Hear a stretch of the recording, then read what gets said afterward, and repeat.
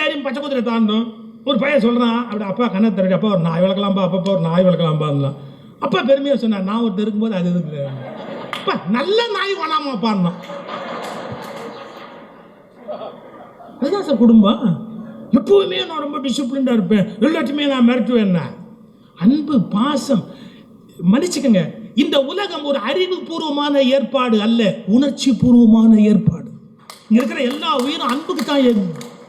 நீங்கள் யூடியூப்பில் போய் இந்த மிருகங்களை வளர்த்த, சிங்கத்தை வளர்த்தவங்க, கொரில்லா குரங்கை வளர்த்தவங்க, புலி வளர்த்தவங்க, அவங்களாம் எங்கேயோ காட்டில் போய் விட்டுட்டு 5 வருஷம் 4 வருஷம் கழித்து மறுபடியும் போய் கூப்பிட்டா வந்து அதுங்க ஒரு சேட்டை பண்ணும் பாருங்க. புலியும் சிங்கமும் அந்த கொரில்லாவும் அப்படியே கழுத்தை கட்டிக்கிட்டு அவங்கள முத்தம் கொடுக்கறதும், நக்கிறதும், அவங்கள மேலே உருண்டு புரள்றதும்.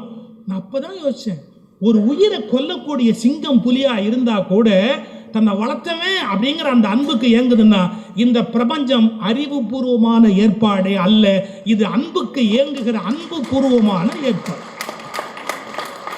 இந்த அன்பு தான் பிரதானம். ரொம்ப அறிவாளித்தனமா பேசுறதுலாம் ஒன்றும் வேண்டியதே கிடையாது, அதெல்லாம் இந்த பிரபஞ்சத்துக்கு தேவை கிடையாது. ஒவ்வொரு உயிரும் ஏங்குது சார். நம்மகிட்ட யாராவது அன்பு காட்ட மாட்டாங்களா? நம்மகிட்ட யாராவது அன்பு காட்ட மாட்டாங்களா? நம்மகிட்ட யாராவது அன்பு காட்ட மாட்டாங்களான்னு எல்லா உயிரும் ஏங்குது. ஸோ அதை குறித்து நான் ரொம்ப கண்டிப்பான ஆள், ரொம்ப கண்டிப்பான ஆள் அப்படின்னா அந்த மிரட்டல என்ன சந்தோஷம். கலீல் ஜிப்ரான் ஒன்று எழுதுறாரு, சோளக்கொலை பொம்மை அப்படிங்கிறத பற்றி ஒன்று எழுதுறாரு. ஒரு சோளக்கொல்லையில் ஒரு பொம்மை இருக்கும்ல, இந்த வக்கோலில் அடைச்சி தலைமுடிக்கு பதிலாக ஒரு பானையை கவுத்து வச்சு 2 கை இப்படி போட்டு நிறுத்தி வச்சுருப்பான்ல, அதை பார்த்து கேட்குறாரு, நீ காலமாக இங்கே நின்றுக்கிட்டே இருக்கிறியே, வெயில் மழை புயல் எல்லாத்துலேயும் உன்னை வயல்லே நிறுத்தி வச்சுருக்குறாங்களே, இதெல்லாம் உனக்கு வருத்தமா இல்லையா அப்படின்னு. அது சொல்லுது, என்னை பார்த்து பயந்துக்கிட்டு இந்த பறவைங்கள்லாம் ஓடுமே, அதை நினச்சா எவ்வளோ சந்தோஷமாக இருக்கு தெரியுமா? ஏன் அது உண்மையில் அது ஒன்றுமே இல்லை. ஆனால் பறவை பட்சியெல்லாம் ஏதாவது ஒருத்தர் நிற்கிறான்னு நினச்சிக்கிட்டு அங்கே வராது. அதுங்க என்னை பார்த்து பயந்துக்கிட்டு ஓடுறத பார்த்தா அது ஒன்று போகிற என் வாழ்க்கையில் எனக்கு பெரிய சந்தோஷம். கலீல் கிப்ரான் முடிச்சாரு, இப்படித்தான் பல பேர் வைக்கோலாலும் மண்ணாலும் நிரப்பப்பட்டிருக்கிறார்கள், தன்னை பார்த்து பிறர் பயப்படுவதை கண்டே வாழ்ந்து மகிழ்ந்து இறந்து போய் விடுகிறார். நம்மளை பார்த்து ஒருத்தன் பயப்படுறான் அப்படின்னா நம்ம வாழ்க்கையை நம்ம என்னன்னு சொல்லிக்கிறது? அப்புறம் ஏன் இப்படி சோளக்கொல்ல பொம்மை மாதிரி இந்த உலகத்தில் வாழ்ந்து நம்ம என்ன பண்ண போகிறோம்? யோசிங்க. கலீல் கிப்ரானுடைய ஒரு அருமையான கேள்வி. இன்னொன்று, உறவுகளை காப்பாற்றணும்னா சில சமயத்தில் தப்பே செய்யலைனாலும் நம்ம மன்னிப்பு கேட்க வேண்டி வரும். கண்டிப்பாக அந்த தப்பு நம்ம பண்ணலை, ஆனாலும் என்ன சொல்லுவோம்? சரி சாரி விட்டு சாரி. ஏன் சாரி கேட்குறோம்? இன்னைக்கு ஒரு வார்த்தை சொல்கிறேன், மன்னிப்பு கேட்பதால் நாம் தாழ்ந்து போய் விட்டோம் என்று பொருள் அல்ல. நாம் செய்யாத தவறுக்கு கூட சில நேரங்களில் மன்னிப்பு கேட்போம். மன்னிப்பு கேட்பதால் நாம் தாழ்ந்து போய்விட்டோம் என்று பொருள் அல்ல. யாரிடத்தில் மன்னிப்பு கேட்கிறோமோ அவர்கள் உறவை நாம் பெரிதாக மதிக்கிறோம் என்பதுதான். I respect your relationship. உன்னோட எனக்கு இருக்கிற உறவை நான் மதிக்கிறேன், அந்த ஒரே காரணத்துக்காக நான் மன்னிப்பு கேட்க தயாராக இருக்கிறேன். இதெல்லாம் வாழ்க்கை. மன்னிப்பு கேட்டால் என் கௌரவம் போய்டும், என் கிரீடம் போயிடும் அப்படின்னா எவ்வளோ. இன்னொன்று, இந்த சுற்றத்தில் ஏற்படக்கூடிய சிக்கல் என்னன்னா புறம் பேசுதல்.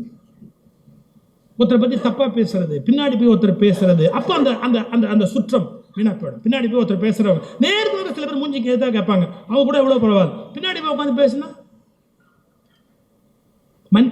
சீரடி சாய்பாபா, சீரடி சாயிட்டே ஒருத்தன் வந்து நிற்கிறான். அவன் என்ன வேலைன்னு கேட்டால் எப்போ பார்த்தாலும் மற்றவங்களை பற்றி புறம் பேசுறதே அவனுக்கு வேலை. எப்போ பார்த்தாலும் திருவள்ளுவர் புறம் பேசுறத ரொம்ப கண்டிக்கிறார், கட்டுமையாக கண்டிக்கிறார். அவன் செத்து போகிறது மேலுங்கிறார், அவன் இருக்கிறத விட போகிறதே மேலு அப்படின்னு எழுதுறார் திருவள்ளுவர். இவன் புறம் பேசுகிறவன் சீரடி சாயை சந்திக்கிறதுக்காக வர்றான். இவர்கிட்ட அவன் இப்படி கூப்பிட்டார், வா வா நீ நாம் ஒரு இடத்துக்கு போகலாம் வா. கூட்டிகிட்டு இப்படியே போகிறார். ஊர் எல்லையில் ஒரு சாக்கடை கிட்ட ஒரு பன்றி நிற்கிது. அந்த பன்றி மலம் தின்னுக்கிட்டு இருக்குது. அந்த பன்றி எப்படி காமிச்சிட்டு சொன்னார், பார்த்தியா பாரு, நீ பண்ணுற வேலையை அது பண்ணது பற்றியா, நீ பண்ணுற வேலையை அது பண்ணது பற்றியா. சொன்னான், என்ன அருவருப்பாக இருக்குது, அதை போய் நீங்கள் என்னோட கம்பேர் பண்ணுறீங்க, அது மலம் திங்குது. யாரோ ஒருவருடைய மலம் என்பது அவருடைய குற்றம். மலம் என்பது குற்றம். யாரோ ஒருவருடைய மலம் அவருடைய குற்றம். அதை தன் நாக்குகளால் நீக்குகிற புனிதமான வேலையை அந்த பன்றி செய்கிறது. நீயும் அதே செய்கிறாய். மற்றவர் குற்றங்களை உன் நாவினால் சொல்லி சொல்லி அந்த குற்றங்களை நீக்குகிற வேலையை நீ செய்து கொண்டிருப்பதால் இது என்ன செய்கிறதோ அதைத்தான் நீயும் செய்கிறாய். எவ்வளவு கடுமையான ஒரு வார்த்தை. என்ன கணக்கு தெரியுங்களா? என்ன கணக்கு தெரியுங்களா? நாம் தவறே செய்யாத போது நம் மீது அபாண்டமாக ஒருவர் பழி சொன்னால், நாம் தவறே செய்யாத போது நம் மீது அபாண்டமாக ஒருவர் பழி சொன்னால் நம்முடைய பாவத்தை அவர்கள் எடுத்துக்கொண்டு போகிறார்கள் என்பதுதான் சத்தியமான உண்மை. ஒரு இம்மி கூட பிழை இல்லாத போது கூட நம்மளை பத்தி ஒருத்தர் பிழையா பேசுறான் அப்படின்னு சொன்னா ஒண்ணுமே வருத்தப்படாதீங்க. நம்ம பாவத்தை பங்கு வச்சுட்டு போறான், போ எடுத்துட்டு போ, அவ்வளவுதான், முடிஞ்சு போச்சு. நம்முடைய குற்றத்தை நம்முடைய விஷயத்தை அவன் எடுத்துட்டு போறான், நம்ம பாவத்துல பங்கு கேட்கிறான்.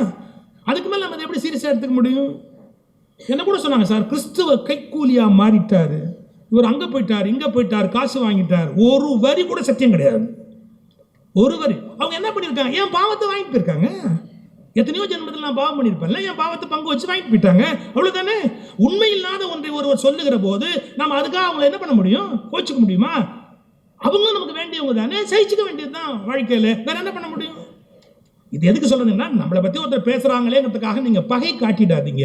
ஏன் காட்டக்கூடாதுன்னா, நம்ம பாவத்தை அவங்க எடுத்துட்டு போறாங்க, எடுத்துட்டு போட்டோம்.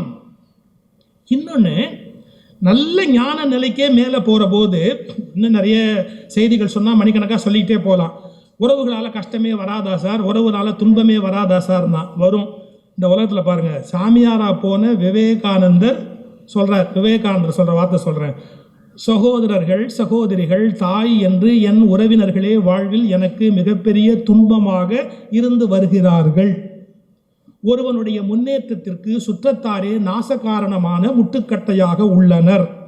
இதில் திருமணத்தின் மூலம் புது சுற்றங்களை வேறு தேடிக்கொள்ள மக்கள் அலைகிறார்கள். அது எனக்கு விந்தையாக இருக்கிறது. தனித்திருப்பவனே மகிழ்ச்சியாக இருக்கிறான். எல்லோருக்கும் நன்மை செய், எல்லோரையும் ஏற்றுக்கொள், ஆனால் யாரையும் நேசிக்காதே. அது பந்தம் பந்தம் பந்தம் பந்தம் துக்கத்தை கொண்டு வரும். இன்னொன்று சொல்றார், என்னை ஆண் என்பதை விட பெண் என்று கொள்வது மிக பொருந்தும். உன் விஷயத்திலோ நீ ஒரு பெண் என்பதை விட, இது நிவேதிதாக இந்த கடிதம் நினைக்கிறேன், என்பதற்கு பொருத்தமாய் உள்ளாய். தேவையே இல்லாமல் எப்போதும் பிறரது துயரங்களை எனக்குள் இழுத்து போட்டுக் கொள்கிறேன் நான். இதனால் யாருக்கும் எந்த நன்மையும் இல்லை. குழந்தை இல்லாத பெண்கள் பூனை வளர்த்து அதன் மீது அன்பை சொறிவது போல் உள்ளது என்னுடைய நிலைமை. இப்ப உறவுகளை பத்தி இவ்வளவு சொல்லிட்டார்ல விவேகானந்தர், உறவுனால துன்பம் வருதுன்னு. உண்மைதான். சில சமயத்துல நம்ம உறவுக்காரன் நம்ம கௌரவத்தை கெடுக்கிற மாதிரி வேற எவனும் கெடுக்க முடியாது. இப்ப யாரோ சொல்லுவார், சுகி சிவம் சார் பிரமாதமா பேசுறார். ஒரு காலத்துல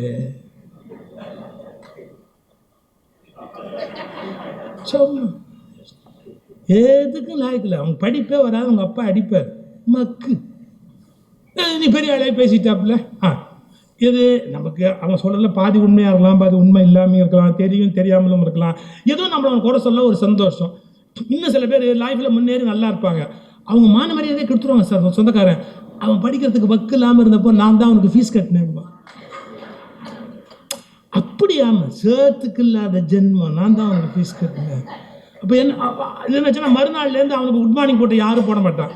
இவன் எவன்கிட்ட இரவலில் வாங்கி படிச்சிருக்கிறான் அப்படின்னு 10 பேருக்கு மத்தியில் மரியாதை கெடுத்துட்டு வருவான். உறவுக்காரங்களால் நல்லது தான் வரும் இல்லை, சில சமயத்தில் கெட்டது வரும், சில சமயம் துன்பம் வரும். ரைட்டு, நான் உங்களுக்கு யாரை கோட் பண்ணேன்? விவேகானந்தரே கோட் பண்ணேன்.